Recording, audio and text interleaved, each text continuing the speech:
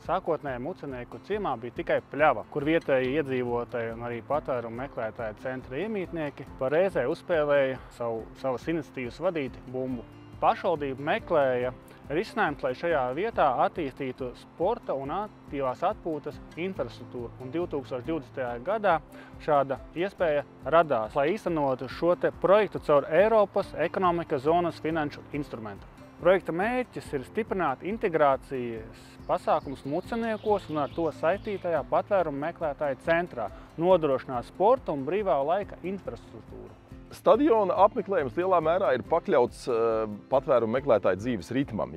Tātad pavisam nedaudz patvērumu meklētāji ir agrie rīta cīruļi, bet pienākot vakaram, tad šeit notiek visdažādākās interesantās lietas. Tā kā noslodze ir, nesakojam līdzi cik liela, bet mēs ļoti priecājamies, ka patvērumu meklētāji savu laiku šeit var lietderīgi pavadīt un veselīgi atpūsties. Projekta ietvaros īstenotās sporta, kultūras un veselības veicināšanas aktivitātes devušas iespēju vietējiem iedzīvotājiem, īpaši bērniem un jauniešiem, iepazīt atšķirīgas tautas, kultūras un pieņemt citādo, saprotot pasaules daudzveidību.